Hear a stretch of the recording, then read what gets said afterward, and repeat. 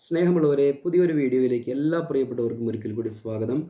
ഇന്ന് നമ്മൾ ചിന്തിക്കാൻ പോകുന്ന വിഷയം റാപ്ചറിനും 7 വർഷത്തെ പീഡാകാലത്തിനും ഇടയിൽ ഉള്ള ഒരു ഗ്യാപ്പിനെ കുറിച്ചാണ് സംസാരിക്കാൻ ആഗ്രഹിക്കുന്നത്. എന്ന് പറഞ്ഞാൽ, ഇന്ന് നമ്മുടെ കർത്താവ് വന്ന് നമ്മളെ റാപ്ചറാക്കി കഴിഞ്ഞാൽ, ക്രിസ്തുവിൻ്റെ ശരീരമാകുന്ന സഭയെ റാപ്ചറാക്കി കഴിഞ്ഞാൽ പിറ്റേ ദിവസം മുതൽ പീഡ ആരംഭിക്കുന്നു എന്ന് പഠിപ്പിക്കുന്നവരുണ്ട്. അപ്പോൾ തന്നെ അത് അങ്ങനെയല്ല. റാപ്ചറിന് ശേഷം ഒരു ചെറിയ ഇടവേളയുണ്ട്. ആ ഇടവേളയ്ക്കും ശേഷമേ 7 വർഷത്തെ പീഡാകാലം ആരംഭിച്ച് 7 വർഷം തികച്ച് കർത്താവ് മഹത്വത്തിൽ പ്രത്യക്ഷപ്പെടുകയുള്ളൂ. അപ്പോൾ തിരുവചനത്തിൽ നിന്നുള്ള സൂചനകളെ നമ്മൾ പഠിക്കുമ്പോൾ റാപ്ചറിനും പീഡാകാലം ആരംഭിക്കുന്നതിനുമിടയിൽ ഏകദേശം ഒരു 7 വർഷത്തെ ഇടവേളയുണ്ട് എന്നുള്ളതാണ് ഇന്ന് ഞാൻ തിരുവചനാടിസ്ഥാനത്തിൽ നമ്മൾ പരിശോധിച്ച് മനസ്സിലാക്കാൻ ആഗ്രഹിക്കുന്ന കാര്യം. വെളിപ്പാട് 6-ാം അധ്യായത്തിലാണ് ബോഡി ഓഫ് ക്രൈസ്റ്റിൻ്റെ ജൈത്രയാത്രയും അത് അനുഭവിക്കേണ്ടി വരുന്ന കഷ്ടങ്ങളിലൂടെ കടന്നു വന്ന് ജയം പ്രാപിച്ച് 6-ാം അധ്യായത്തിൻ്റെ 12-ാം വാക്യം മുതൽ നമ്മൾ ഈ ആകാശം കീറി ഇവിടുന്ന് രൂപാന്തരപ്പെട്ട് സ്വർഗത്തിലേക്ക് എടുക്കപ്പെടുന്ന ഒരു വലിയൊരു സംഭവത്തെക്കുറിച്ചാണ് വെളിപ്പാട് 6-ാം അധ്യായത്തിൽ കാണുന്നത്. നമ്മുടെ റാപ്ചർ സംഭവിക്കുന്നത് വെളിപ്പാട് 6-ാം അധ്യായം 12-ാം വാക്യം മുതൽ 17-ാം വാക്യം വരെയുള്ള സംഭവങ്ങളിലാണ് എന്നുള്ളത് നമുക്ക് മനസ്സിലാക്കാൻ സാധിക്കും. അതിനുശേഷം ഇവിടെ സംഭവിക്കുന്നത് 7-ാം അധ്യായത്തിൻ്റെ 9-ാം വാക്യം കാണുമ്പോൾ അവിടെ യോഹന്നാൻ അവിടെ കാണുകയാണ് എണ്ണിത്തിട്ടപ്പെടുത്താൻ കഴിയാത്ത ഒരു മഹാപുരുഷാരം സ്വർഗത്തിൽ ദൈവസന്നിധിയിൽ നിൽക്കുന്നതായിട്ട് കാണുകയാണ്. യോഹന്നാനെ ദൈവം കാണിച്ചു കൊടുക്കുന്നത് ഭൂമിയിലും സ്വർഗത്തിലും നടക്കുന്നതായ ചില സംഭവങ്ങളെക്കുറിച്ചാണ്, ഭാവിയിൽ സംഭവിക്കാനുള്ളത്. എന്ന് പറഞ്ഞാൽ AD 95 മുതൽ ഈ കാര്യങ്ങൾ മുന്നോട്ട് സംഭവിക്കുകയാണ്. ഇതിൽ 2000 വർഷത്തെ ചരിത്രം പിന്നിട്ടിരിക്കുന്നു. വെളിപ്പാട് 6-ാം അധ്യായത്തിൽ ഇന്നുവരെ ഏകദേശം 5-ാം മുദ്ര പൊട്ടി രക്തസാക്ഷികളുടെ ആ മരണങ്ങൾ സംഭവിച്ച് 6-ാം മുദ്ര പൊട്ടുമ്പോൾ നമ്മൾ റാപ്ചറായി സ്വർഗത്തിലേക്ക് എടുക്കപ്പെടും എന്നുള്ളത് നമ്മൾ കാണുന്നുണ്ട്. എന്നാൽ റാപ്ചറിന് ശേഷം ഉടനെ ഇവിടെ ചില സംഭവങ്ങൾ ദൈവം ഇവിടെ ക്രമീകരിക്കുകയാണ്. ആ സംഭവങ്ങളെക്കുറിച്ച് പഠിച്ച് എപ്പോഴാണ് പീഡാകാലം ആരംഭിക്കുന്നത് എന്ന് തിരുവചനത്തിൽ വ്യക്തമായി ഇവിടെ രേഖപ്പെടുത്തി വെച്ചിട്ടുണ്ട്. അതുകൊണ്ട് റാപ്ചർ കഴിഞ്ഞാൽ ഉടനെ ചില കാര്യങ്ങൾ ഭൂമിയിൽ സംഭവിച്ചതിന് ശേഷം മാത്രമേ എന്ത് സംഭവിക്കുകയുള്ളൂ, പീഡാകാലത്തിൻ്റെ 7 വർഷത്തിൻ്റെ ആരംഭം കുറിക്കുകയുള്ളൂ എന്നുള്ളതാണ് നമ്മുടെ ഇന്നത്തെ പഠന വിഷയം.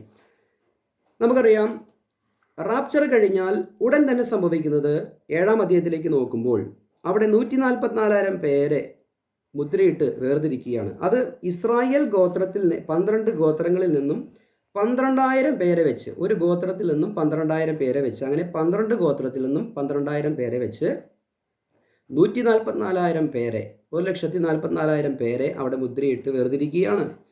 ഇവർക്ക് ദൈവം ഒരു പ്രത്യേക ശുശ്രൂഷ ദൈവം കൊടുക്കുന്നുണ്ട്. എന്ന് പറഞ്ഞാൽ നമുക്കറിയാം, രാജ്യത്തിൻ്റെ സുവിശേഷം നിറത്തിൽ ചെയ്തിട്ടാണ് കൃപയുടെ സുവിശേഷം ദൈവം ആരംഭിച്ചത്.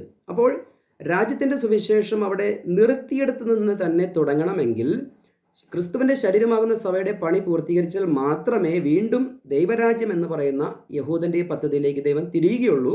അപ്പോൾ നിർത്തിവെച്ചിരിക്കുന്ന ദൈവരാജ്യം പുനരാരംഭിക്കണമെങ്കിൽ ഈ ലോകത്തിൽ എല്ലായിടത്തും ഈ സുവിശേഷം പ്രസംഗിക്കപ്പെടണം. മത്തായി എഴുതിയ സുവിശേഷം 24:14 പറയുന്നുണ്ട്, ഭൂലോകത്തൊക്കെയും സുവിശേഷം പ്രസംഗിക്കപ്പെടും, അതിനുശേഷം അന്ത്യമാഗതമാകും എന്നാണ് പറഞ്ഞിരിക്കുന്നത്.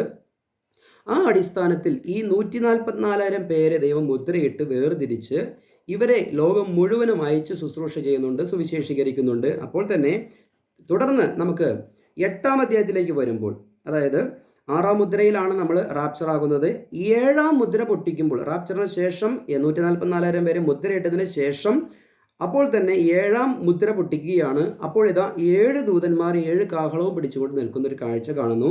അങ്ങനെ 1-ാമത്തെ ദൂതൻ, 2-ാമത്തെ ദൂതൻ, 3-ാമത്തെ ദൂതൻ, 4-ാമത്തെ ദൂതൻ ഊതുമ്പോൾ ഈ ലോകത്തിൻ്റെ വ്യവസ്ഥകളിൽ ചില കാര്യങ്ങൾ ദൈവം മുന്നറിയിപ്പോടുകൂടെ, അതായത് ദൈവരാജ്യം സ്ഥാപിക്കുവാൻ പോകുന്നു എന്നുള്ള സുവിശേഷം ഇവിടെ 144,000 പേരിലൂടെ അറിയിക്കുന്നു.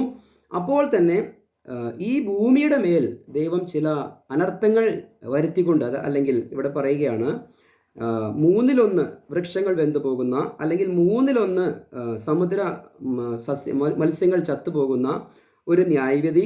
അത് തന്നെയുമല്ല, 1/3 കപ്പലുകൾ നശിച്ചു പോകുന്ന ഒരു ന്യായവിധി. അപ്പോൾ തന്നെ 1/3 നീരുറവുകളിൽ വരുന്ന കയ്പുള്ള വെള്ളം നിറയുന്ന ഒരു ന്യായവിധി. ഇത് കുടിക്കുന്നവർ മരിച്ചു പോകുന്ന ഒരു ന്യായവിധി. ഇത്രയും കാര്യങ്ങളൊക്കെയും ചെയ്യുമ്പോൾ സൂര്യനിലും ചന്ദ്രനിലും ഭൂമിമേലും 1/3 ഒരു വ്യാധി അയച്ചുകൊണ്ട്, അല്ലെങ്കിൽ ബാധ അയച്ചുകൊണ്ട് ലോകം മുഴുവനെയും ദൈവമുണ്ടെന്ന് ഒന്ന് അറിയിച്ചു കൊടുക്കുകയാണ്. ഇന്ന് പലരും പറയുന്നുണ്ട്, ഭൂമിയിൽ ഒന്നും ചെയ്യാൻ പറ്റാത്ത ദൈവം സ്വർഗത്തിൽ പോയി എന്ത് ചെയ്യാനാണ് എന്നൊക്കെ ചോദിക്കുന്നവർക്ക് ഇവിടെ ചെയ്യുന്ന ഈ കാര്യങ്ങൾ കണ്ടു കഴിയുമ്പോൾ മനസ്സിലാക്കാൻ കഴിയും, യഥാർത്ഥത്തിൽ ദൈവം ജീവിക്കുന്നുണ്ട്, ദൈവം ജീവനുള്ളൊരു ദൈവമുണ്ട് എന്ന് പറഞ്ഞ് മനം തിരിയുവാൻ വേണ്ടിയിട്ടാണ് ഇതെല്ലാം ദൈവം ചെയ്യുന്നത്. തന്നെയുമല്ല, നമുക്ക് 1-2 വാക്യങ്ങളൊന്ന് വായിക്കാം. ആമോസ് പ്രവാചകന്റെ പുസ്തകം 3-ാം അധ്യായത്തിൻ്റെ 7-8 വാക്യം. യഹോവയായ കർത്താവ് പ്രവാചകന്മാരായ തൻ്റെ ദാസന്മാർക്ക് തൻ്റെ രഹസ്യം വെളിപ്പെടുത്താതെ ഒരു കാര്യവും ചെയ്യുകയില്ല. സിംഹം ഗർജിച്ചിരിക്കുന്നു, ആർ ഭയപ്പെടാതിരിക്കും? യഹോവയായ കർത്താവ് അരുളി ചെയ്തിരിക്കുന്നു, ആർ പ്രവചിക്കാതിരിക്കും?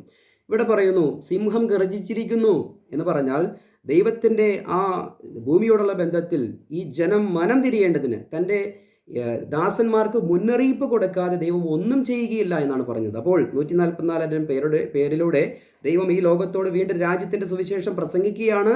ഇത് കേട്ട് മനം തിരിയാതെ വരുമ്പോൾ ദൈവം ചെയ്യും, മനം തിരിയാൻ വേണ്ടിയിട്ട് ചില അനർത്ഥ സംഭവങ്ങൾ, ജീവിക്കുവാൻ കഴിയാത്തൊരു സാഹചര്യം ഇവിടെ സൃഷ്ടിക്കുകയാണ്.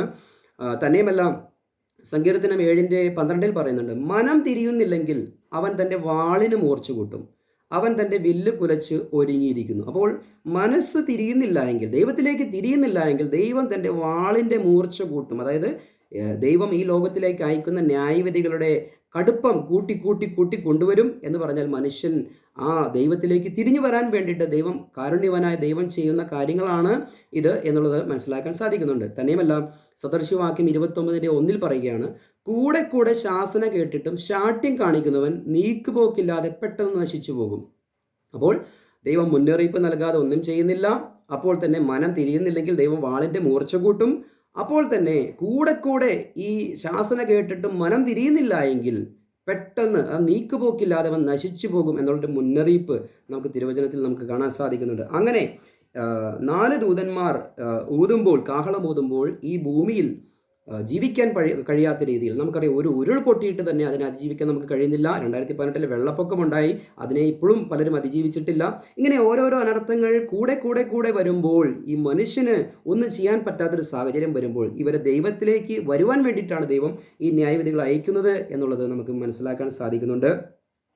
അതിനുശേഷം ഞാൻ പറയുന്നത് റാപ്ചറിനും പീഡാകാലം ആരംഭിക്കുന്നതിനും ഇടയിൽ സംഭവിക്കുന്ന ഈ പ്രൊഫറ്റിക്കൽ ഗ്യാപ്പിൽ സംഭവിക്കുന്ന കാര്യങ്ങളെക്കുറിച്ചാണ് ഞാനിപ്പോൾ പറഞ്ഞുകൊണ്ടിരിക്കുന്നത്. അപ്പോൾ തന്നെ 9-ാം അധ്യായം, വെളിപ്പാട് 9-ാം അധ്യായത്തിലേക്ക് വരുമ്പോൾ 5-ാമത്തെ ദൂതൻ ഊതുമ്പോൾ അവിടെ 10-ാം വാക്യത്തിൽ പറയുകയാണ്, അതായത് തേളിനുള്ളതുപോലെ വാലും വിഷമുള്ളും ഉണ്ട്, മനുഷ്യരെ 5 മാസം ഉപദ്രവിക്കാൻ അതിനുള്ള ശക്തി വാലിലായിരുന്നു എന്ന് പറഞ്ഞാൽ 5 മാസം തേള് കുത്തുന്നത് പോലെ ഒരു പ്രത്യേക തരം വെട്ടുകിളികൾ അതിൻ്റെ ശല്യം ഭൂമിയിൽ മുഴുവൻ അയക്കും. നമുക്കറിയാം, ലോകം മുഴുവനും കൊറോണയാൽ മനുഷ്യൻ ഭാരപ്പെട്ടപ്പോൾ എത്രത്തോളം കഷ്ടപ്പെട്ടു അല്ലേ? ചിലരൊക്കെ ദൈവത്തെ അറിയുവാൻ ഇടയായിത്തീർന്നു, ചിലരൊക്കെ ദൈവത്തെ ദുഷിച്ച് മുന്നോട്ട് പോകാൻ ഇടയായിത്തീർന്നു അല്ലേ? ഈ കൊറോണ വന്ന സമയത്താണ് സത്യത്തിൽ ഞാനടക്കം തിരുവചനത്തോട് ഒന്നും കൂടി അടുക്കുവാനും ദൈവത്തിൻ്റെ സത്യങ്ങൾ ഒന്നുകൂടി മനസ്സിലാക്കുവാനും ദൈവം ഇടയാക്കിയ ഒരു സംവത്സരം. അപ്പോൾ അനർത്ഥം വരുന്നത് എപ്പോഴും നല്ലതാണ്, കഷ്ടത വരുന്നത് നല്ലതാണ്. കഷ്ടത സിദ്ധത വരുത്തുന്നു. റോമാലേഖനത്തിൽ 5-ാം അധ്യായത്തിൽ പറയുന്നുണ്ട്, കഷ്ടത വരുത്തുന്നുവെങ്കിൽ അതിലൂടെ ദൈവം ചില വ്യക്തി ജീവിതങ്ങളെ പണിതെടുക്കുവാൻ സാധിക്കും. നമുക്കറിയാം, ദാവീദ് എന്ന് പറയുന്ന ഒരു ശില്പം ദൈവം കൊത്തിയെടുത്തത് എങ്ങനെയാണ്? ശൗൽ എന്ന് പറയുന്ന ഒരു കൊത്തുളി കൊണ്ടാണ് ദൈവം എന്ത് ചെയ്തത്? ഈ ദാവീദിനെ പണിതെടുത്തത്. അതുപോലെ നമുക്ക് വരുന്ന കഷ്ടവും തിരസ്കാരവും ഇതെല്ലാം നാം എന്ന വ്യക്തി ജീവിതത്തെ ദൈവം പണിതെടുക്കുന്ന ഒരു കൊത്തുളികൾ മാത്രം കരുതുക. ഈ കഷ്ടങ്ങളും പ്രയാസങ്ങളും ഒക്കെ വരുന്നത് ഒരർത്ഥത്തിൽ നല്ലതാണ് എന്നുള്ളതാണ് എനിക്ക് മനസ്സിലാക്കാൻ സാധിച്ചിട്ടുള്ളത്. ഇവിടെ 9-ാം അധ്യായത്തിൽ 5 മാസത്തെ തേള് കുത്തുന്നത് പോലുള്ള ഒരു വെട്ടുകിളി ബാധ ഈ ലോകത്തിലേക്ക് അയക്കുകയാണ്. അന്നെങ്കിൽ ഇതെല്ലാം കണ്ട് ദൈവത്തിലേക്ക് തിരിയുവാൻ ഒരു ആഹ്വാനം കൊടുക്കുകയാണ്. കാരണം എന്താ? വരുവാനുള്ള പീഡാകാലം അതിജീവിക്കണമെങ്കിൽ ദൈവത്തിൻ്റെ മുന്നറിയിപ്പുകൾ ശേഖരിക്കേണ്ടത് ആവശ്യമാണ്. അതുകൊണ്ടാണ് ദൈവം അങ്ങനെ ചെയ്യുന്നത്. തന്നെയുമല്ല, 6-ാമത്തെ ദൂതൻ ഊതുമ്പോൾ ഒരു സംഭവം സംഭവിക്കുകയാണ്. വെളിപ്പാട് പുസ്തകം 9-ാം അധ്യായത്തിൻ്റെ 15-ാം വാക്യം, ഉടനെ മനുഷ്യരിൽ 1/3 കൊല്ലുവാൻ ഇന്ന ആണ്ട് മാസം ദിവസം നാഴികയ്ക്ക് ഒരുങ്ങിയിരിക്കുന്ന 4 ദൂതന്മാരെയും അഴിച്ചുവിട്ടു. അപ്പോൾ ഇവിടെ നടക്കുന്നത് ഒരു 3-ാം ലോക മഹായുദ്ധമാണെന്നും അവിടെ 13 മാസവും 1 ദിവസവും 1 മണിക്കൂറും ഈ യുദ്ധം നീണ്ടു നിൽക്കുമെന്നും, ഇത് ഇംഗ്ലീഷിൽ ആ വാക്യം വായിച്ചാൽ വളരെ വ്യക്തമായി മനസ്സിലാക്കാൻ സാധിക്കും. അവിടെ മനുഷ്യരിൽ 1/3 ഇവിടെ മരിച്ചു വീഴുമെന്നും ഇവിടെ പറയുകയാണ്. അപ്പോൾ റാപ്ചറിന് ശേഷം എന്ത് സംഭവിക്കും? ഏഴാമത്തെ മുദ്ര പൊട്ടിക്കുമ്പോൾ 7 കാഹളമുള്ള ദൂതന്മാർ ഓരോന്നായി അവർ ഊതുന്നു. അങ്ങനെ 5-മൻ ഊതുന്നു. 6-മൻ ഊതുമ്പോൾ 3-ാം ലോക മഹായുദ്ധം സംഭവിക്കുന്നു. അതിനുശേഷം എന്താണ് സംഭവിക്കുന്നത്? ഇത്രയൊക്കെ സംഭവിച്ചിട്ടും 9-ന്റെ 20-ഉം 21-ഉം വാക്യത്തിൽ പറയുകയാണ്, ഇത്രയൊക്കെ കാര്യങ്ങൾ സംഭവിച്ചിട്ടും അവർ മാനസാന്തരപ്പെട്ടില്ല എന്നുള്ളതാണ് അവിടെ നമുക്ക് കാണാൻ സാധിക്കുന്നത്. അപ്പോൾ ദൈവം ഭൂമിയിലേക്ക് അയക്കുന്ന ഈ ന്യായവിധിയിൽ ആരും മനം തിരിയുന്നില്ല, മാനസാന്തരപ്പെടുന്നില്ല എന്നുള്ളത് നമുക്കിവിടെ വ്യക്തമായി വെളിപ്പാട് 9-ന്റെ 20-ഉം 21-ഉം വാക്യത്തിൽ നമുക്ക് കാണാൻ സാധിക്കുന്നുണ്ട്. അപ്പോൾ ദൈവം എന്ത് ചെയ്യും? മനം തിരിയുന്നില്ലെങ്കിൽ വാളിൻ്റെ മൂർച്ച കൂട്ടും. അപ്പോൾ കുറച്ചും കൂടി കട്ടിയുള്ളൊരവസ്ഥയിലേക്ക് കാര്യങ്ങൾ കൊണ്ടുപോകും. പിന്നീട് 10-ാം അധ്യായത്തിലേക്ക് വരുമ്പോൾ നമുക്കറിയാം, അവിടെ ബലവാനായൊരു ദൂതൻ സ്വർഗത്തിൽ നിന്ന് ഇറങ്ങുന്നത് കണ്ടു എന്ന് ദൈവം പറയുകയാണ്. അപ്പോൾ ബലവാനായൊരു ദൂതൻ എന്തിനു വേണ്ടിയിട്ടാണ് ഇറങ്ങുന്നത്? അവിടെ ഇസ്രായേലിൻ്റെ ദേവാലയം പണിയോടുള്ള ബന്ധത്തിൽ ചില കാര്യങ്ങൾ ക്രമീകരിക്കുവാൻ വേണ്ടിയിട്ടാണ് ഒരു ശക്തനായൊരു ദൂതനെ ഇവിടെ ഇറക്കുന്നത്. എന്ന് പറഞ്ഞാൽ, ഞാൻ ഒരു പഴയ നിയമ പ്രവചനത്തിൽ അല്ലെങ്കിൽ വചനത്തിലെ ഒരു ഭാഗം വായിക്കുക. 2 രാജാക്കന്മാർ 19-ാം അധ്യായത്തിൻ്റെ 35-36 വാക്യം. അന്ന് രാത്രി യഹോവയുടെ ദൂതൻ പുറപ്പെട്ട് അശൂർ പാളയത്തിൽ 1,85,000 പേരെ കൊന്നു. ജനം രാവിലെ എഴുന്നേറ്റപ്പോൾ അവർ എല്ലാവരും ശവങ്ങളായി കിടക്കുന്നത് കണ്ടു. അങ്ങനെ അശൂർ രാജാവായ സെൻഹരീബ് യാത്ര പുറപ്പെട്ട് മടങ്ങിപ്പോയി നിനവയിൽ പാർത്തു. ഇവിടെ സെൻഹരീബ് ഇസ്രായേലിനെ അല്ലെങ്കിൽ യഹൂദയെ തോൽപ്പിക്കുവാൻ വേണ്ടി കടന്നു വന്നു സൈന്യവുമായി. അന്ന് ഹിസ്കിയ രാജാവും യെശയ്യാ പ്രവാചകനും ജീവിച്ചിരുന്ന കാലഘട്ടമാണ്. ഇസ്രായേലിനെ കൊണ്ട് ഒന്നും ചെയ്യാൻ കഴിയാതിരിക്കുന്ന ഒരു സാഹചര്യത്തിൽ സ്വർഗത്തിൽ നിന്നും ദൈവം ഒരു ദൂതനെ അയക്കുകയാണ്. ശക്തനായൊരു ദൂതനെ അയച്ചിട്ട് 1,85,000 പേരെ ഒരൊറ്റ രാത്രി കൊണ്ട് കൊന്നൊടുക്കി എന്നുള്ളതാണ് ഇവിടെ കാണുന്നത്. ഇവിടെ ഇതാ വെളിപ്പാട് പുസ്തകം 10-ാം അധ്യായത്തിൽ 1-ാം വാക്യത്തിൽ ബലവാനായ മറ്റൊരു ദൂതൻ സ്വർഗത്തിൽ നിന്ന് ഇറങ്ങുന്നത് ഞാൻ കണ്ടു. വളരെ ശക്തനാണ്. ആ ദൂതനെക്കുറിച്ച് വിവരിക്കണമെങ്കിൽ ഇന്നത്തെ ദിവസം തന്നെ എടുക്കേണ്ടി വരും. ഇവിടെ താഴേക്ക് പറയുകയാണ്, ഈ ദൂതൻ ഇറങ്ങി വന്ന് ഒരു നിവർത്തിയ ചുരുൾ യോഹന്നാന് കൊടുക്കുകയാണ്. അവനോട് ഭക്ഷിക്കാൻ പറഞ്ഞു. ഭക്ഷിച്ചപ്പോൾ വളരെ തേൻ പോലെ അവൻ്റെ വായിൽ മധുരിച്ചു. വയറ്റിൽ ചെന്ന് കഴിഞ്ഞപ്പോൾ അത് വളരെ കയ്പുള്ളതായി തീർന്നു എന്നാണ് പറയുന്നത്. ഒത്തിരി ആത്മീകാർത്ഥങ്ങൾ അതിലുണ്ട്. ഞാൻ ചുരുക്കത്തിൽ പറഞ്ഞു പോവുകയാണ്. എന്ന് പറഞ്ഞാൽ, ഒരു യഹൂദനെ സംബന്ധിച്ച് അവന് ഏറ്റവും മധുരമുള്ള വാർത്ത എന്ന് പറയുന്നത്, യഹൂദൻ്റെ ആലയം, നഷ്ടപ്പെട്ടു പോയ ആലയം, AD 70-ൽ തകർക്കപ്പെട്ട ആലയം ഇന്ന് വരെയും പണിതിട്ടില്ല. ഒരു യഹൂദനെ സംബന്ധിച്ച് ഇസ്രായേലിൽ ജെറുസലേമിൽ അവരുടെ പിതാക്കന്മാർക്ക് കൊടുത്ത ആ ആലയം ഇരുന്ന സോളമൻ പണിത ആലയം ഇരുന്ന സ്ഥലത്ത് വീണ്ടും ഒരു ആലയം പണിയണം എന്നുള്ളതാണ് അവരുടെ മധുരിക്കുന്നൊരു വാർത്ത. അപ്പോൾ യോഹന്നാനെ സംബന്ധിച്ച് ഈ വാർത്ത കേട്ടപ്പോൾ, ആലയം പണിയാൻ പോകുന്നു എന്നുള്ള വാർത്ത കേൾക്കുമ്പോൾ സ്വാഭാവികമായ ഒരു മധുരം അനുഭവിക്കപ്പെട്ടു.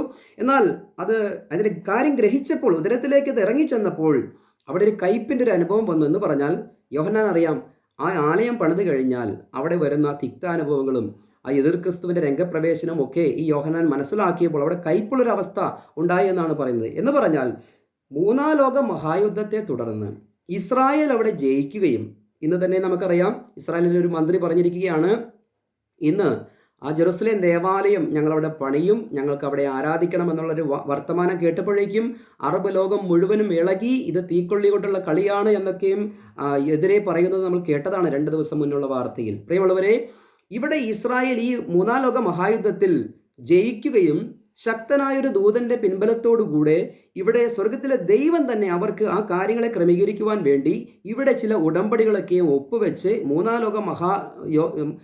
ലോക മഹായുദ്ധത്തിന് അനന്തരം ഒരു ഉടമ്പടിയോടുകൂടെ ഒരു ആലയം ഇസ്രായേലിന് വരും എന്നുള്ളത് നമുക്ക് ഇവിടെ തെളിവായി കാണാൻ സാധിക്കുന്നുണ്ട്. കാരണം എങ്ങനെയാണ്? വെളിപ്പാട് പുസ്തകം 11-ാം അധ്യായത്തിൻ്റെ 1-2 വാക്യങ്ങൾ. പിന്നെ ദണ്ട് പോലെയുള്ള ഒരു കോൽ എൻ്റെ കയ്യിൽ കിട്ടി. കൽപ്പന ലഭിച്ചത്, നീ എഴുന്നേറ്റ് ദൈവത്തിൻ്റെ ആലയത്തെയും യാഗപീഠത്തെയും അതിൽ നമസ്കരിക്കുന്നവരെയും അളക്കുക. ആലയത്തിന് പുറത്തുള്ള പ്രാകാരം അളക്കാതെ വിട്ടേക്കാം. കണ്ടോ, ഇവിടെ ആലയത്തിന് പുറത്തുള്ള പ്രാകാരം എന്നൊക്കെ പറയുമ്പോൾ അവിടെ ആലയം വന്നതുകൊണ്ടാണ് അതിനെ അളക്കാനും അതിൻ്റെ ആലയം എന്നൊക്കെയും പറഞ്ഞിരിക്കുന്നത്. തന്നെയുമല്ല, നമുക്കറിയാം, റാപ്ചറിന് ശേഷം ഈ ഭൂമിയിൽ സംഭവിക്കുന്ന കാര്യങ്ങളെക്കുറിച്ചും അല്ലെങ്കിൽ പീഡാകാലം തുടങ്ങുന്നതിൻ്റെ ഇടയിൽ ആ 7 വർഷത്തെ ഒരു ഇടവേളയുണ്ടെന്നും അതിൽ സംഭവിക്കുന്ന കാര്യങ്ങളെക്കുറിച്ചാണ് പറഞ്ഞത്. റാപ്ചറിന് ശേഷം 144,000 പേരെ മുദ്രയിടുന്നു. അവർ ലോകമെങ്ങും സുവിശേഷം അറിയിക്കുന്നു. പിന്നീട് ഈ ലോകത്ത് പല ന്യായവിധികളെയും ദൈവം അയക്കുന്നു. ദൈവം മനം തിരിഞ്ഞു വരുവാൻ മനുഷ്യർക്ക് അവസരം കൊടുക്കുന്നു. എന്നാൽ മനം തിരിയുന്നില്ല എന്ന് കാണുന്നു. അവിടെ ഇതാ ഒരു 3-ാം ലോക മഹായുദ്ധം നടക്കുന്നു. 3-1 ജനസംഖ്യ അവിടെ മരിച്ചു വീഴുന്നു. തുടർന്ന് ശക്തനായൊരു ദൂതൻ ഇറങ്ങി വന്നുകൊണ്ട് ജെറുസലേം ദേവാലയത്തിൻ്റെ നിർമ്മാണ സംബന്ധമായ കാര്യങ്ങൾ ക്രമീകരിക്കുന്നു. ഇസ്രായേൽ അവിടെ ഒരു ആലയം ഉടമ്പടിയോടുകൂടി പണിയുന്നു. ആ ഉടമ്പടിയിൽ പണിയപ്പെടുന്ന ദേവാലയം കാണുമ്പോൾ സ്വാഭാവികമായിട്ട് ലോകത്തുള്ള സകല യഹൂദരും അവരുടെ വികാരഭരിതമായിട്ടുള്ളൊരു കാഴ്ച കാണുവാൻ, അവരുടെ ആലയത്തെ കാണുവാൻ, ഓരോ ഇസ്രായേലിൻ്റെ വികാരം എന്ന് പറയുന്നത് അവരെങ്ങനെയാണ് സങ്കീർത്തനത്തിലേക്ക് എഴുതി വെച്ചിരിക്കുന്നത്? ജെറുസലേമേ, ഞാൻ നിന്നെ മറക്കുന്നുവെങ്കിൽ എൻ്റെ വലങ്കൈ എന്നെ മറക്കട്ടെ എന്ന് പറഞ്ഞാൽ തൻ്റെ വലങ്കയേക്കാൾ വിലമതിക്കുന്ന ഒന്നാണ് ജെറുസലേം എന്ന് പറയുന്നതും അവരുടെ ദേവാലയം എന്ന് പറയുന്നതും. അവരോട് പറയുകയാണ്, നിങ്ങൾക്ക് ജെറുസലേം ദേവാലയം പണിതു തരാം, പകരം നിങ്ങളുടെ എല്ലാവരുടെയും വലങ്കൈ എനിക്ക് തരണമെന്ന് പറഞ്ഞാൽ അവരത് വെട്ടിക്കൊടുക്കുവാൻ തയ്യാറായിരിക്കുന്നവരാണ്. കാരണം അവർക്കൊരു ആലയം എന്ന് പറയുന്നത് അവരുടെ ശരീരത്തിലെ ഏതെങ്കിലും ഭാഗത്തേക്കാൾ അവർക്ക് പ്രാധാന്യത ഉള്ളതാണ് എന്നുള്ളതാണ് നമുക്ക് മനസ്സിലാക്കാൻ സാധിക്കുന്നത്. ഇവിടെ ഇതാ, ആലയം പണിത് കഴിയുമ്പോൾ അവിടേക്ക് കയറി വരുന്ന യഹൂദരോട് അവിടെ പ്രസംഗിക്കുവാൻ വേണ്ടി 2 സാക്ഷികളെ ദൈവം അവിടെ എഴുന്നേൽപ്പിക്കുകയാണ്.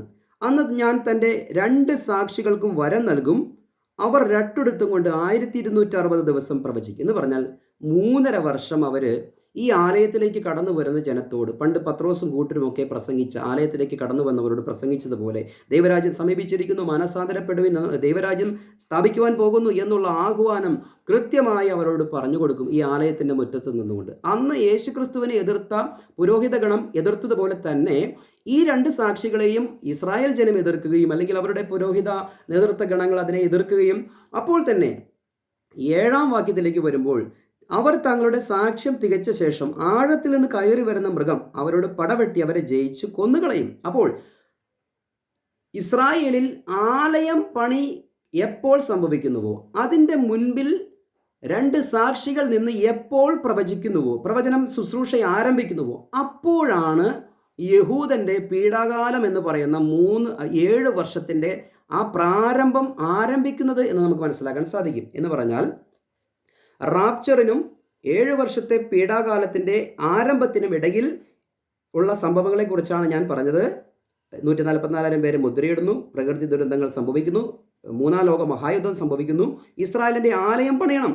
ഇത്രയും കാര്യങ്ങൾ സംഭവിക്കണമെങ്കിൽ ചുരുങ്ങിയതൊരു ഗ്യാപ്പ് വേണമെന്ന് ഏത് ബുദ്ധിയുള്ള കുഞ്ഞുങ്ങൾക്ക് പോലും ചിന്തിച്ച് മനസ്സിലാക്കാൻ സാധിക്കും. അപ്പോൾ റാപ്ചർ കഴിഞ്ഞ് പിറ്റേ ദിവസം പീഡാകാലം ആരംഭിച്ചാൽ ഇതൊന്നും സംഭവിക്കുകയില്ല. ലോകം മുഴുവൻ സുവിശേഷം അറിയിക്കണം. 3-ാം ലോക മഹായുദ്ധം അത് തന്നെ ഒരു 13 മാസത്തെ നീണ്ടു നിൽക്കുന്നൊരു യുദ്ധമാണ്. അതിനുശേഷം 5 മാസത്തെ വെട്ടുകിളി പീഡയുണ്ട്. അതിനുശേഷം ദേവാലയം പണിയണം. ദേവാലയം പണിയുവാൻ ഒരുപക്ഷെ അധികം സമയം വേണ്ടി വരികയില്ല. കാരണം ഇസ്രായേലിൽ ഒരു ദേവാലയം പണിയുവാൻ ഓർഡർ കിട്ടിക്കഴിഞ്ഞാൽ ദിവസങ്ങൾക്കുള്ളിൽ പണിയുവാനുള്ള സജ്ജീകരണങ്ങൾ അവരുടെ ചർച്ച് മ്യൂസിയത്തിൽ ചെയ്തു വെച്ചിരിക്കുന്നു എന്നുള്ള വാർത്തയാണ് നമുക്ക് മനസ്സിലാക്കാൻ സാധിച്ചിട്ടുള്ളത്. അതുകൊണ്ട് അത് പെട്ടെന്ന് പണിത് തീരും. എങ്കിലും ഇതെല്ലാം സംഭവിക്കണമെങ്കിൽ ഒരു പ്രൊഫറ്റിക്കൽ ഗ്യാപ്പ് ആവശ്യമാണ്. തന്നെയുമല്ല, ആ ആലയം പണിതതിന് ശേഷം ഇവിടെ വരുന്ന 2 സാക്ഷികളാണ് 7 വർഷത്തിൻ്റെ തുടക്കം കുറിക്കുന്ന സംഭവം ഉണ്ടാക്കുന്നത്, അല്ലെങ്കിൽ 7 വർഷത്തിന് തുടക്കം കുറിക്കുന്നത്. എങ്ങനെ മനസ്സിലാക്കാൻ കഴിയും? ഇവർക്ക് ദൈവം അനുവദിക്കുന്ന സമയം 3.5 വർഷമാണ്. തുടർന്ന് ആഴത്തിൽ നിന്ന് കയറി വരുന്ന മൃഗം ഇവരെ കൊല്ലുന്നു. എന്നിട്ട് പറയുകയാണ് 13-ാം അധ്യായത്തിൻ്റെ 5-ാം വാക്യത്തിൽ, വമ്പും ദൂഷണവും സംസാരിക്കുന്ന വായി അതിന് ലഭിച്ചു, 42 മാസം പ്രവർത്തിപ്പാൻ അധികാരം ലഭിച്ചു. അപ്പോൾ എതിർ ക്രിസ്തുവിനും 3.5 വർഷമാണ് ഇവൻ്റെ കാലാവധി ഉള്ളത്. അതുകൊണ്ട് 2 പ്രവാചകന്മാർ 3.5 വർഷം, അതിനുശേഷം അവരെ കൊന്ന് രംഗപ്രവേശം ചെയ്യുന്ന ആഴത്തിൽ നിന്ന് മൃഗം കയറി വന്ന് എതിർ ക്രിസ്തുവായി എന്ത് ചെയ്യുന്നു? അവൻ 42 മാസം ഭരിക്കുന്നു. അപ്പോൾ 3.5 7 എന്ന് പറഞ്ഞാൽ 2 സാക്ഷികൾ ഇസ്രായേലിൽ ആലയം പണിതതിന് ശേഷം എപ്പോൾ അവരുടെ ശുശ്രൂഷ ആരംഭിക്കുന്നുവോ അവിടെയാണ് യഹൂദൻ്റെ 7 വർഷത്തെ പീഡാകാലം ആരംഭിക്കുന്നത്. അതിനു മുൻപ് സംഭവിക്കുന്ന ഈ റാപ്ചറിനും ഈ ആലയം പണിത് അവിടെ 2 സാക്ഷികൾ വരുന്നതിനും ഇടയിലുള്ള ഒരു ഗ്യാപ്പ് നോക്കുമ്പോൾ ഒരു പ്രൊഫറ്റിക്കൽ ഗ്യാപ്പ് ഉണ്ട്. അവിടെ മനുഷ്യർക്ക് വേണമെങ്കിൽ ഒരുങ്ങി രക്ഷപ്പെടുവാനും ഈ സന്ദേശങ്ങൾ കേൾക്കുവാനും അങ്ങനെ മനസാന്തരപ്പെട്ട് സത്യദൈവത്തെ തിരിച്ചറിയാനുള്ള അവസരം അവിടെ കൊടുക്കുന്നുണ്ട്. കാരണം ദൈവം മുന്നറിയിപ്പ് നൽകാതെ ഒന്നും ചെയ്യുകയില്ല, ദൈവം നീതിമാനാണ് എന്നൊക്കെ നമുക്കറിയാം. എന്നാൽ നമുക്ക് 1-2 വാക്യങ്ങൾ കൂടി ഒന്ന് വായിക്കാം. ഇവിടെ 2 സാക്ഷികൾ പ്രത്യക്ഷപ്പെടുന്ന സാഹചര്യത്തിലാണ് ഇവിടെ 7 വർഷത്തെ പീഡ ആരംഭിക്കുന്നത് എന്നുള്ളത് ഞാൻ തെളിയിച്ചു. അപ്പോൾ തന്നെ ഇതൊരു 7 വർഷത്തെ പ്രൊഫറ്റിക്കൽ ഗ്യാപ്പ് ആയിരിക്കും എന്നുള്ളത് നമുക്ക് എങ്ങനെ മനസ്സിലാക്കാൻ സാധിക്കും? നമുക്ക് 1-2 വാക്യങ്ങളെ നമുക്കൊന്നെടുത്ത് പഠിച്ചാൽ മാത്രമാണ് അത് മനസ്സിലാക്കാൻ സാധിക്കുകയുള്ളൂ.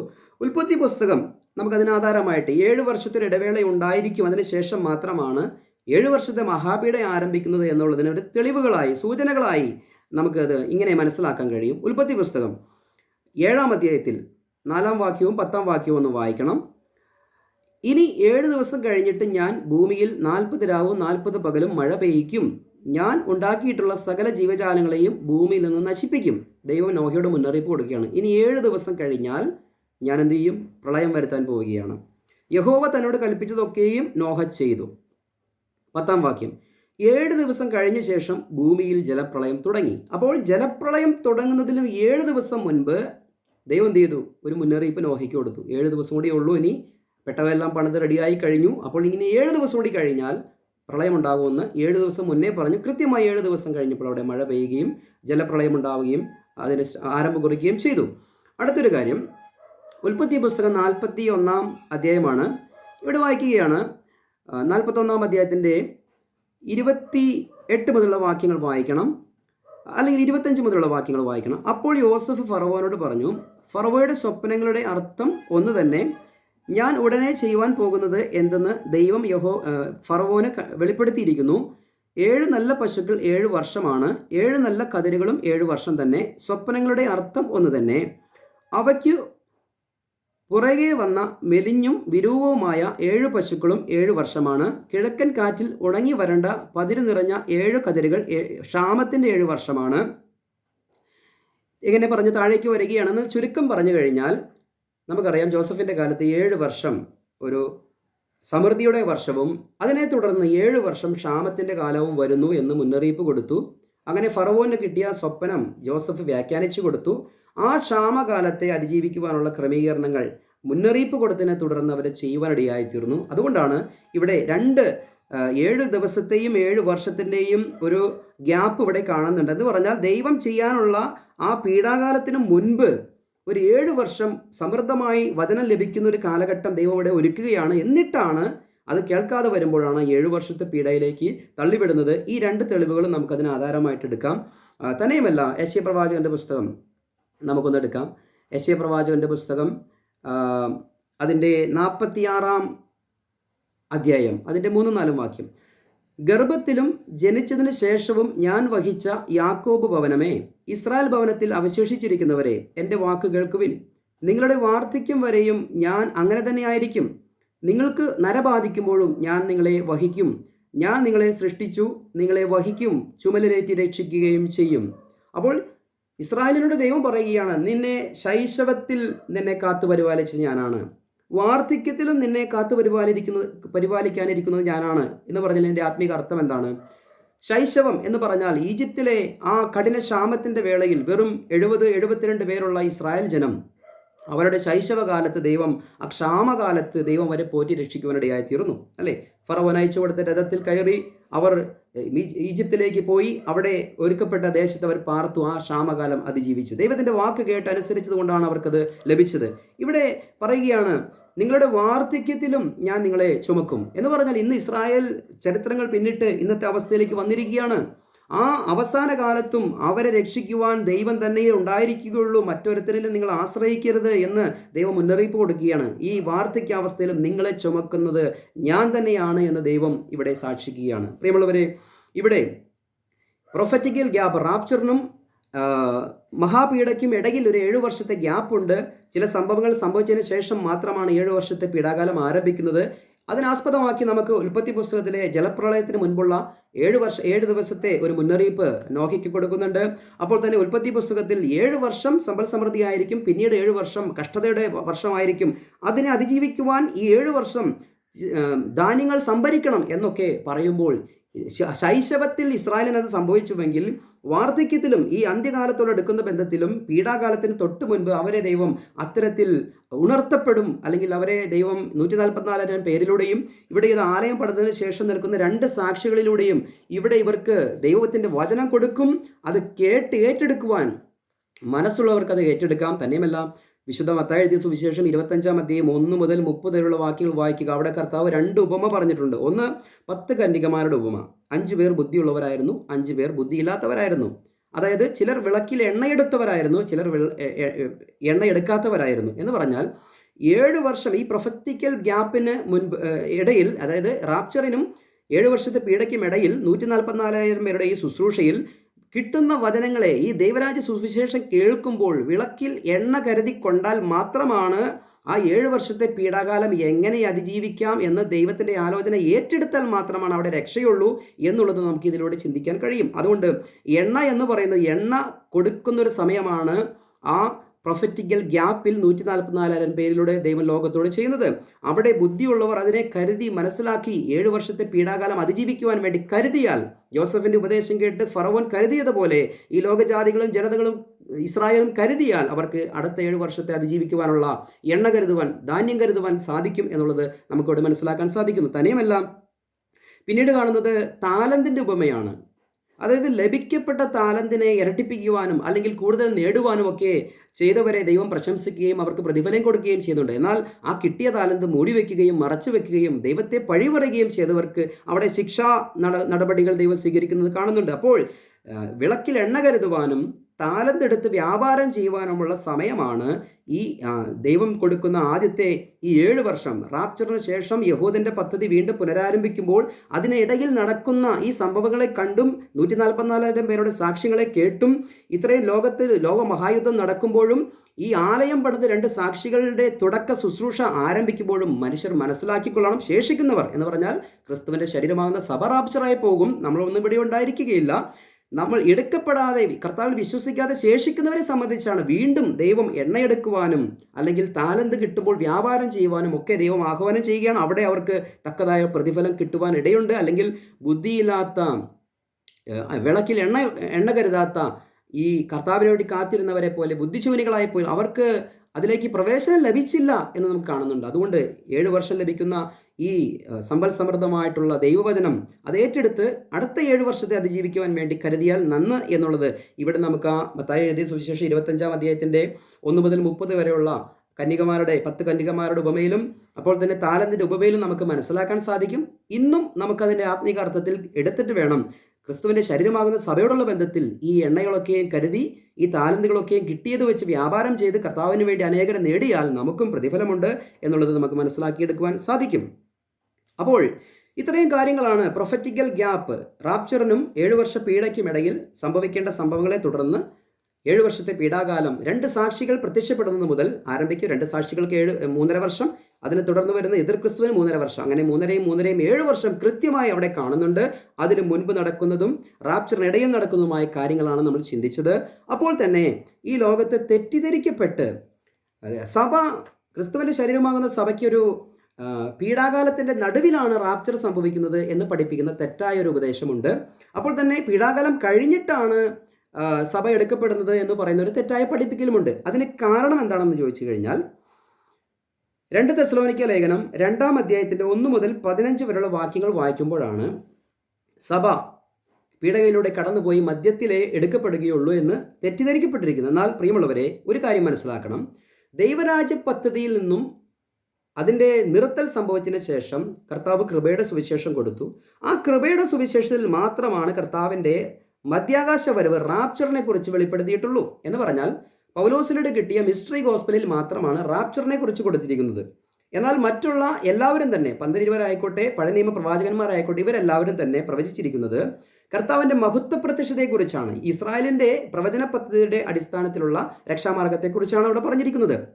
എന്നാൽ റാപ്ചറിനെ കുറിച്ച് പറഞ്ഞിരിക്കുന്നത് പൗലോസ് മാത്രമാണ്. എന്ന് പറഞ്ഞാൽ പൗലോസ് കർത്താവിൻ്റെ 2 വരവിനെ കുറിച്ച് പറഞ്ഞിട്ടുണ്ട്. ഒന്ന് റാപ്ചറിനെ കുറിച്ചും, ക്രിസ്തുവിൻ്റെ ശരീരമാകുന്ന സഭ കൃപയാൽ രക്ഷിക്കപ്പെട്ട ഗണത്തെ ചേർത്ത് മധ്യാകാശത്തിലേക്ക് ചേർത്ത് കഴിഞ്ഞാൽ വെക്കപ്പെട്ടിരുന്ന ദൈവരാജ്യ പദ്ധതി വീണ്ടും പുനരാരംഭിക്കുമ്പോൾ അവിടെ രണ്ടാമത് സംഭവിക്കേണ്ട കർത്താവിൻ്റെ മഹത്വ പ്രത്യക്ഷത, 7 വർഷത്തെ പീഡാകാലത്തിൻ്റെ ഒടുവിൽ സംഭവിക്കേണ്ട മഹത്വ പ്രത്യക്ഷത എന്ന് പറയുന്ന 2 വരവുകളെക്കുറിച്ചും പൗലോസ് മാത്രമാണ് പറഞ്ഞിരിക്കുന്നത്. അപ്പോൾ തെസ്സലോനിക്ക ലേഖനത്തിൽ തെസ്സലോനിക്കക്കാരുടെ കർത്താവ് ഈ കാര്യങ്ങൾ താൻ ആക്ഷരിക ശരീരത്തിൽ ആ സഭയിലായിരിക്കുമ്പോൾ പറഞ്ഞിട്ടുണ്ട്.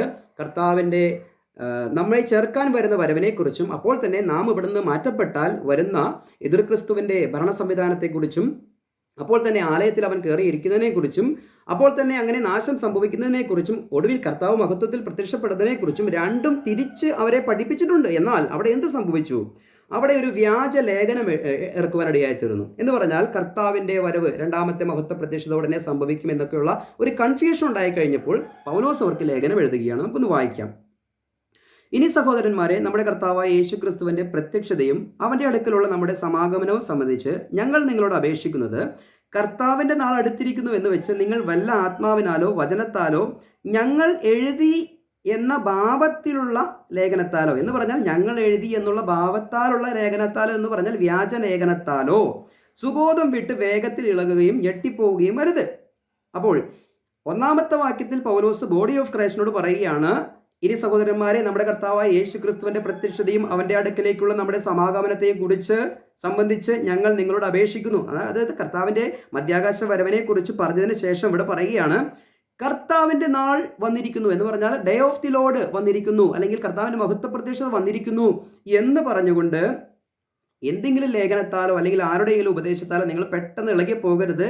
കർത്താവിൻ്റെ മഹത്വ പ്രത്യക്ഷത നടക്കില്ല എന്ന് പറഞ്ഞാൽ ഇപ്പോൾ ആദ്യം നടക്കേണ്ടത് കർത്താവിൻ്റെ റാപ്ചറാണ്. അതിന് ശേഷം മാത്രമേ അത് സംഭവിക്കൂ. അത് സംഭവിക്കണമെങ്കിൽ എന്ത് സംഭവിക്കണം? ഇവിടെ പറയുകയാണ്, ആദ്യമേ വിശ്വാസത്യാഗം സംഭവിക്കണം.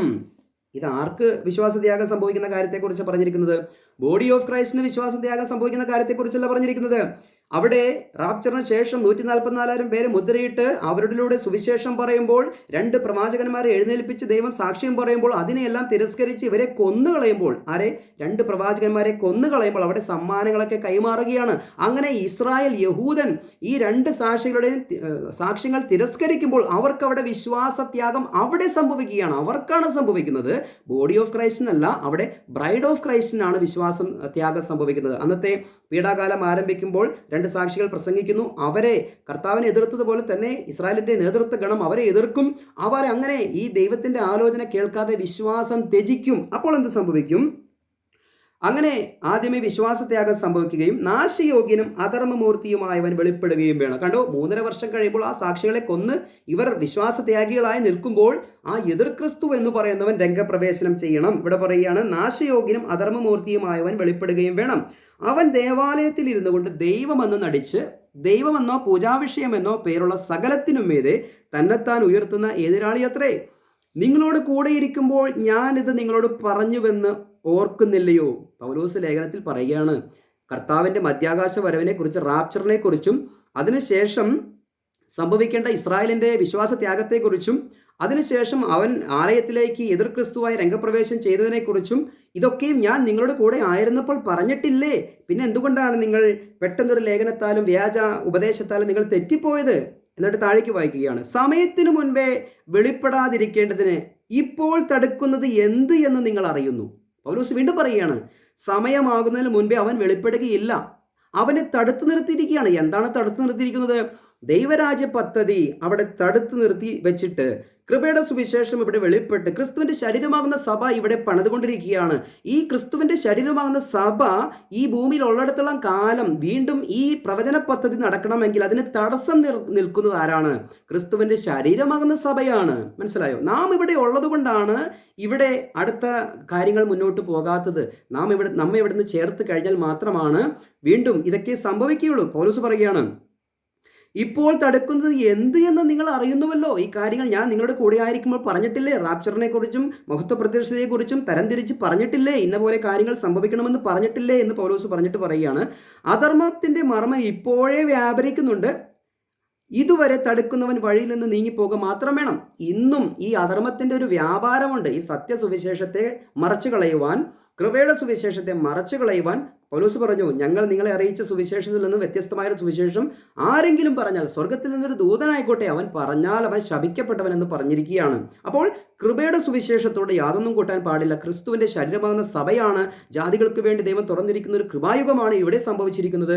അവിടെ നൽകപ്പെട്ട സുവിശേഷമാണ് കർത്താവിന്റെ ക്രൂശിലൂടെയുള്ള രക്ഷ എന്ന് പറഞ്ഞാൽ, യേശു ക്രിസ്തു, കർത്താവായ യേശു ക്രിസ്തു ക്രൂശിൽ എനിക്ക് വേണ്ടി യാഗമായി തീർന്നു, മരിച്ചു, അടക്കപ്പെട്ടു, ഉയർത്തെഴുന്നേറ്റു എന്നുള്ള ആഴമായ വിശ്വാസത്താൽ സൗജന്യമായി നമ്മുടെ പാവങ്ങളെ എഴുതി തള്ളിക്കൊണ്ട് നമുക്ക് സൗജന്യമായി കർത്താവിൽ നീതീകരണം തന്നുകൊണ്ട് നമ്മെ ക്രിസ്തുവിൻ്റെ ശരീരമാക്കി തീർത്ത് മധ്യാകാശത്തിൽ നമ്മെ കർത്താവ് വന്ന് നമ്മെ ചേർക്കുന്ന ഒരു അനുഗ്രഹിക്കപ്പെട്ട ഒരു അവസ്ഥയെക്കുറിച്ചാണ് പൗലോസിന് കിട്ടിയ മിസ്റ്ററി ഗോസ്പലിൽ ദൈവം വെളിപ്പെടുത്തി കൊടുത്തത്. അതിനുശേഷമാണ് ഈ തടുക്കുന്നവൻ, ഈ ബോഡി ഓഫ് ക്രൈസ്റ്റ് ഇവിടെ നിന്ന് മാറിയാൽ മാത്രമാണ് അവൻ വരികയുള്ളൂ. അതിൻ്റെ വ്യാപാര ശക്തി ഇപ്പോഴേ ഉണ്ട്. സാത്താൻ ഈ സത്യസുവിശേഷത്തിൽ നിന്നും തെറ്റിച്ച് കളയുന്ന പല ടെക്നിക്സുകൾ ഉപയോഗിക്കുന്നുണ്ട് എന്നുള്ളത് പറയുകയാണ്. അപ്പോൾ അധർമ്മമൂർത്തി വെളിപ്പെട്ട് വരും. അവനെ കർത്താവായ യേശു തൻ്റെ വായിലെ ശ്വാസത്താൽ ഒടുക്കി തൻ്റെ പ്രത്യക്ഷതയുടെ പ്രഭാവത്താൽ നശിപ്പിക്കും. കണ്ടോ, തടുക്കുന്നവൻ വഴിയിൽ നിന്ന് മാറണം, അപ്പോൾ അവൻ വെളിപ്പെട്ട് വരും, അവൻ ചില കാര്യങ്ങളൊക്കെ ചെയ്യും. എന്നിട്ട് പറയുകയാണ്, കർത്താവിൻ്റെ പ്രത്യക്ഷതയുടെ പ്രഭാവത്തിൽ, കർത്താവ് മഹത്വത്തിൽ പ്രത്യക്ഷപ്പെടുമ്പോൾ, വെളിപ്പാട് 19 സംഭവിക്കുന്നത്. നമ്മുടെ റാപ്ചർ എപ്പോഴാണ് സംഭവിക്കുന്നത്? വെളിപ്പാട് 6 സംഭവിക്കുന്നു. അതിനുശേഷം 19 ഈ കാര്യങ്ങളൊക്കെയും നിവർത്തിച്ചുകൊണ്ട് യേശുക്രിസ്തു വന്ന് ഈ എതിർ ക്രിസ്തുവിനെ, കള്ളപ്രവാചകനെയും പിടിച്ച് ഗന്ധകം കത്തുന്ന തീപ്പൊയിലേക്ക് ഇടുന്നുണ്ട്. സാത്താനെ 1000 വർഷത്തേക്ക് ചങ്കലയിടുന്നുണ്ട്. ഇതിനുശേഷം കർത്താവ് 1000 വർഷം ഈ ഭൂമിയിൽ രാജാവായി വസിക്കുന്നുമുണ്ട്, വാഴുന്നുമുണ്ട്. എന്നിട്ട് പറയുകയാണ്, അധർമ്മമൂർത്തിയുടെ പ്രത്യക്ഷത നശിച്ചു പോകുന്നവർക്ക് സാത്താന്റെ വ്യാപാര ശക്തിക്ക് ഒത്തവണ്ണം വ്യാജമായ സകല ശക്തിയോടും അടയാളങ്ങളോടും അത്ഭുതങ്ങളോടും അനീതിയുടെ സകല വഞ്ചനയോടും കൂടിയായിരിക്കും. ഇന്ന് ഈ സത്യസുവിശേഷം കേട്ട് വിശ്വസിക്കാൻ കഴിയാത്തവരെയൊക്കെയും നല്ല പോലെ വഞ്ചിച്ച് വശീകരിക്കുവാൻ വേണ്ടി സാത്താൻ്റെ കൂട്ടുകെട്ട് പിടിച്ച് എതിർ ക്രിസ്തു അത്ഭുതങ്ങളും അടയാളങ്ങളും ആകാശത്ത് നിന്ന് തീയിറക്കി പോലും പല അത്ഭുതങ്ങളും ചെയ്തുകൊണ്ട് സകല ജനങ്ങളെയും എന്ത് ചെയ്യും? അവരെ വശീകരിക്കും എന്നുള്ളതാണ് ഇവിടെ പറയുന്നത്. സകല വഞ്ചനയോട് കൂടിയായിരിക്കും. അവർ രക്ഷിക്കപ്പെടുവാൻ തക്കവണ്ണം സത്യത്തെ സ്നേഹിച്ച് കൈക്കൊള്ളായാൽ തന്നെ അങ്ങനെ സംഭവിക്കും. സത്യത്തെ വിശ്വസിക്കാതെ അനീതിയിൽ രസിക്കുന്ന ഏവർക്കും ന്യായവിധി വരേണ്ടതിന് ദൈവം അവർക്ക് ഭോഷ്ക് വിശ്വസിക്കുമാറ് വ്യാജത്തിന്റെ വ്യാപാര ശക്തി അയക്കുന്നു. കണ്ടോ, സത്യം കേട്ട് വിശ്വസിക്കാൻ ഇനി കഴിഞ്ഞില്ലെങ്കിൽ കർത്താവ് പറഞ്ഞു, കൂടെ ശാസന കേട്ടിട്ടും അതിനെ മനസ്സിലാക്കാതെ മർക്കടമുഷ്ടി കാണിക്കുന്നവരെ പെട്ടെന്നുള്ള നാശത്തിലേക്ക് തള്ളിവിടും എന്ന് പറയുകയാണ്. എന്നിട്ട് പറയുകയാണ്, അവർക്ക് ഭോഷ്ക് വിശ്വസിക്കുമാറ് വ്യാജത്തിന്റെ വ്യാപാര ശക്തി അയക്കും. അതായത് സത്യം കേട്ടിട്ട് വിശ്വസിക്കാൻ താല്പര്യമില്ലാത്തവർക്ക് നുണ കേട്ടും വ്യാജം കണ്ടും വിശ്വസിച്ച് നാശപ്പെടുവാൻ ദൈവം തന്നെ ഒരു വഴിയാണ്ട് ഒരുക്കി കൊടുക്കും. മനസ്സിലായോ? താഴേക്ക് പറയുകയാണ്, പിന്നെ ക്രിസ്തുവിൻ്റെ ശരീരമാകുന്ന സഭയോടുള്ള ബന്ധത്തിൽ പറയുകയാണ്, ഞങ്ങളോ കർത്താവിന് പ്രിയരായ സഹോദരന്മാരെ, ദൈവം നിങ്ങളെ ആദ്യം മുതൽ ആത്മാവിൻ്റെ വിശുദ്ധീകരണത്തിലും സത്യത്തിൻ്റെ വിശ്വാസത്തിലും രക്ഷയ്ക്കായി തിരഞ്ഞെടുത്തുകൊണ്ട് നിങ്ങൾ നിമിത്തം ദൈവത്തെ എപ്പോഴും സ്തുതിപ്പാൻ കടപ്പെട്ടിരിക്കുന്നു. നമ്മുടെ കർത്താവായ യേശു ക്രിസ്തുവിൻ്റെ മഹത്വം പ്രാപിപ്പാനല്ലോ അവൻ ഞങ്ങളുടെ സുവിശേഷ ഘോഷണത്താൽ നിങ്ങളെ രക്ഷയ്ക്ക് വിളിച്ചത്. കർത്താവിൻ്റെ മഹത്വം പ്രാപിപ്പാനല്ലോ സുവിശേഷ ഘോഷണത്തിലൂടെ നമ്മളെ രക്ഷയ്ക്ക് വിളിച്ചത്. അല്ലാതെ നമ്മളെ പീഡാഘാതത്തിലേക്ക് തള്ളിവിടുവാനോ എതിർ ക്രിസ്തുവിൻ്റെ ഭരണത്തിൻ്റെ കീഴിലേക്ക് തള്ളിവിടുവാനോ അല്ല. നമുക്ക് അതിനാധാരമായ ഒരു വാക്യം കൂടി വായിക്കാം, 15-ാം വാക്യം കൂടി വായിച്ചിട്ട് വായിക്കാം. ആകയാൽ സഹോദരന്മാരെ, നിങ്ങൾ ഉറച്ച് ഞങ്ങൾ വാക്കിനാലോ ലേഖനത്താലോ ഉപദേശിച്ചു തന്ന പ്രമാണങ്ങളെ മുറുകെ പിടിച്ചുകൊള്ളുവിൻ.